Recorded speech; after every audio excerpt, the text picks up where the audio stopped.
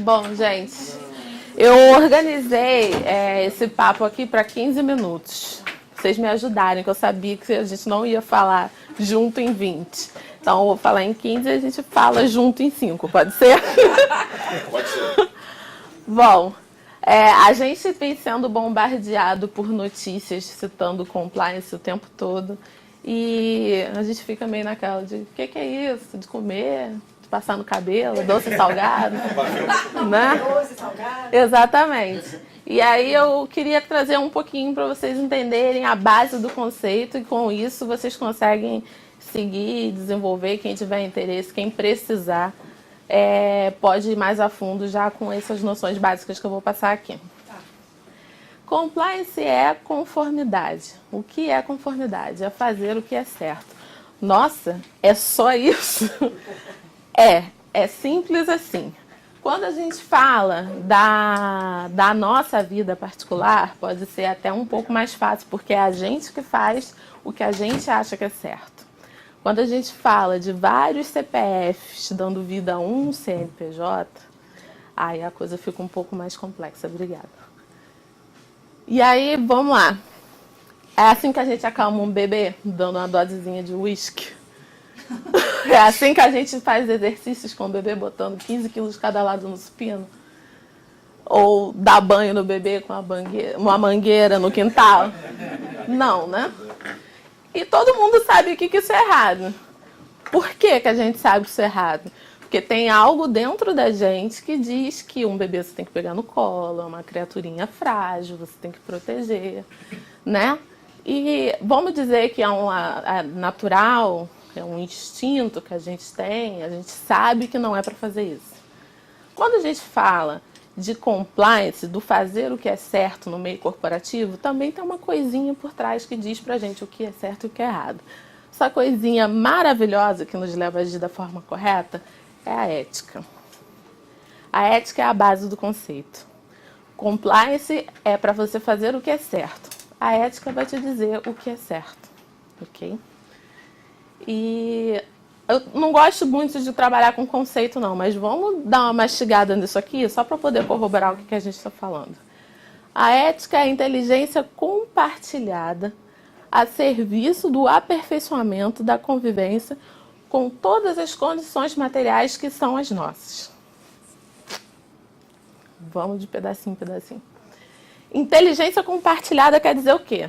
Eu sei, a Carol sabe, a Adriana sabe.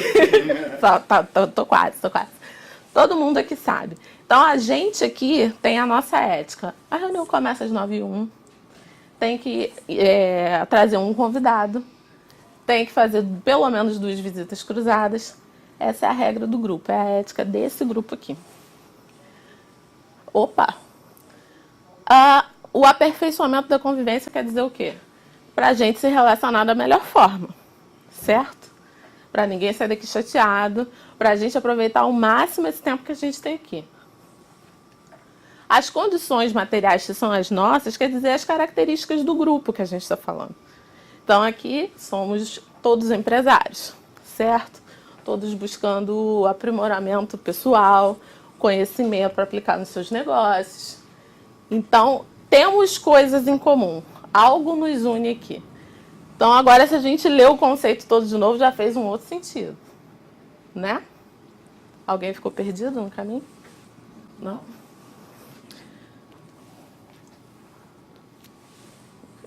Se alguém aqui viajar para a Turquia, os meninos, encontrar um outro rapaz e fizer assim, quer dizer que você está convidando para um encontro amoroso. Nada contra. Só fiquem cientes da regra do jogo. Então, o que isso quer dizer? Lá eles têm um conjunto de regras diferente do nosso. Alemão não gosta de intimidade, não gosta de abraço, não gosta de beijo, diferente da gente.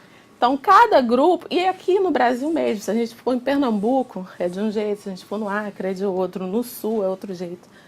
Então, quando a gente fala de ética, a gente tem que considerar todo esse fator cultural, ambiental, entendeu?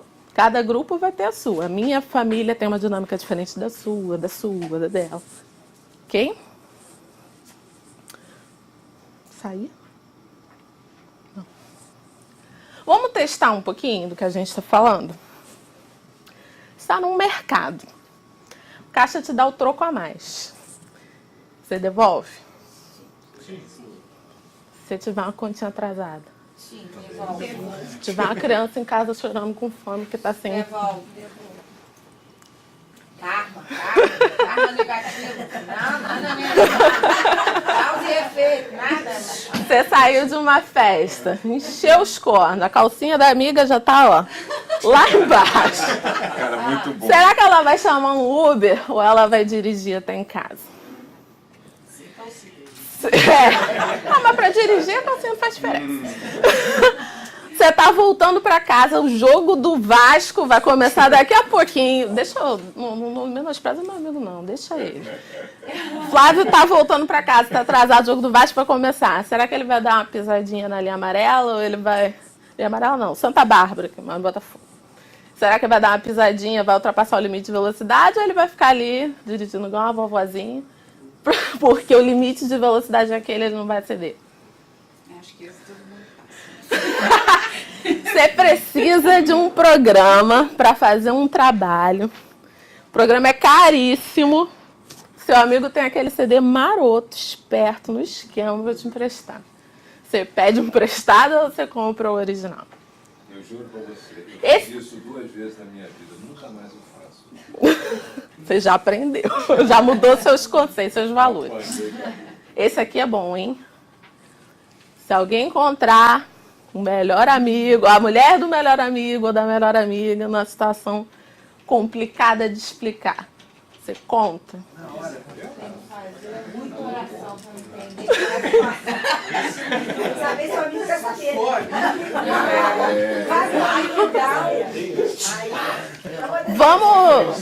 Vamos estabelecer. Cadê a campainha? Vamos estabelecer 2 coisas importantes aqui.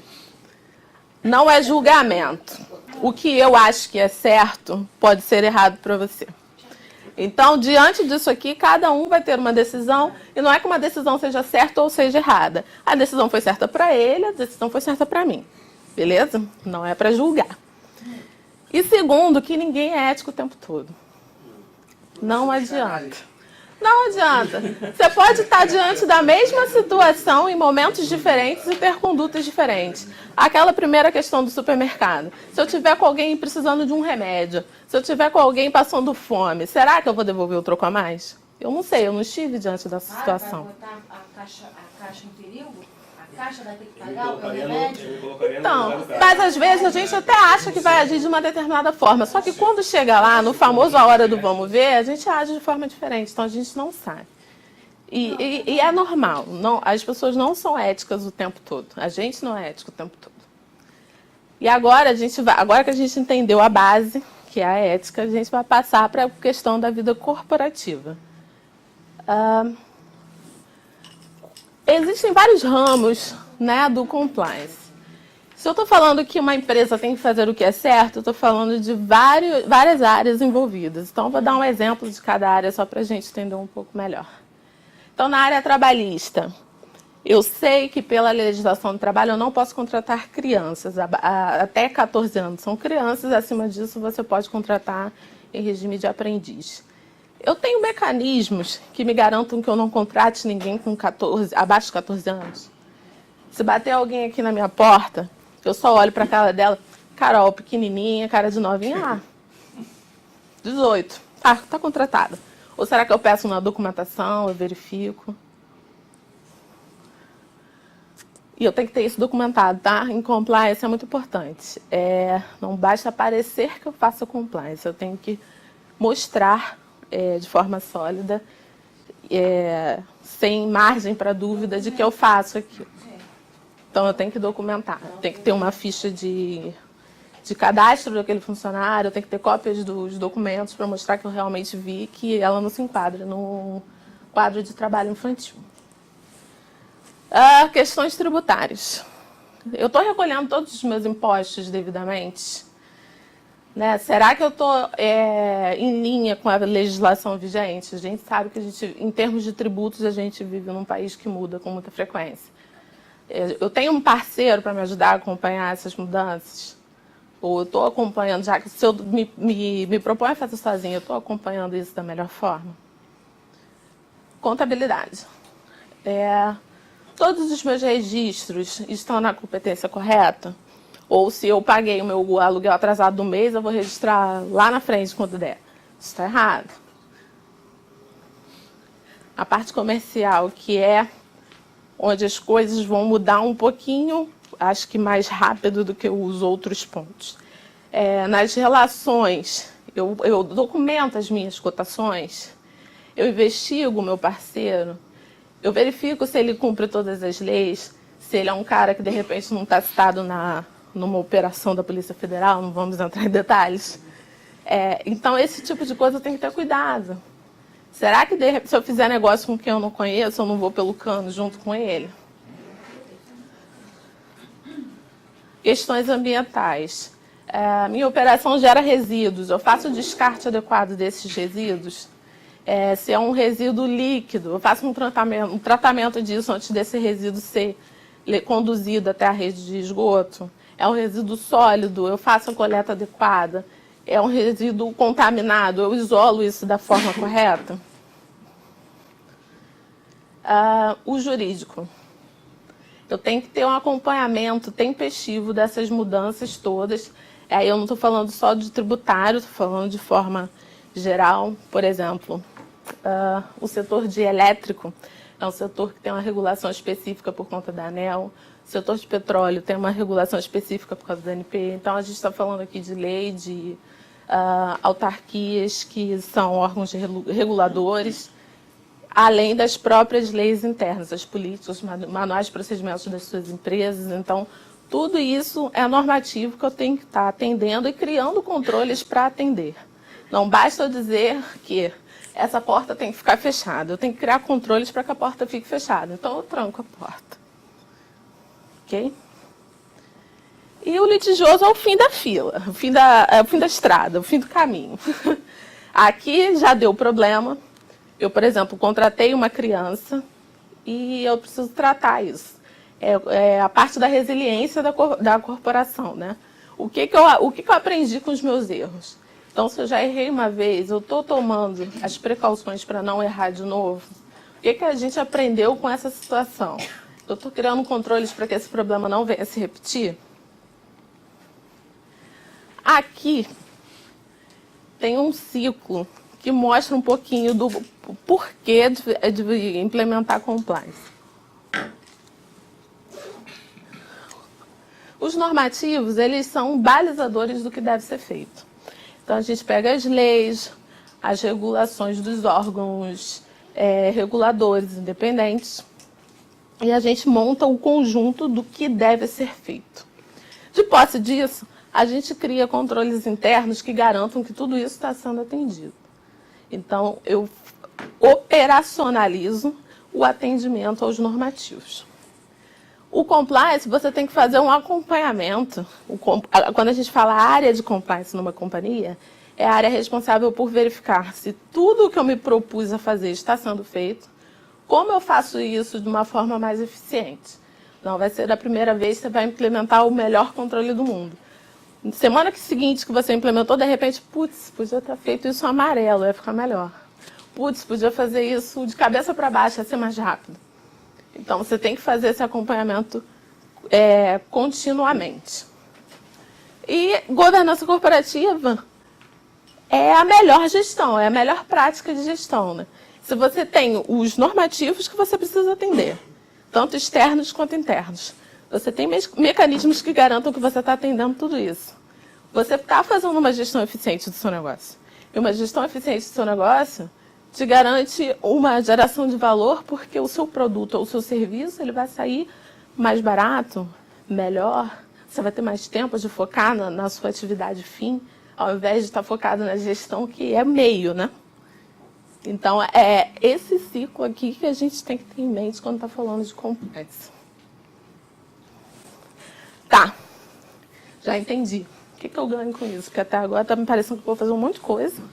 Dinheiro no bolso mesmo não vai entrar. Só ouviu falar de risco, de benefício, de controle. Vocês ganham isso aqui. noites de sono tranquilos. A pessoa vai acordar sem uma olheira, com a pele descansada.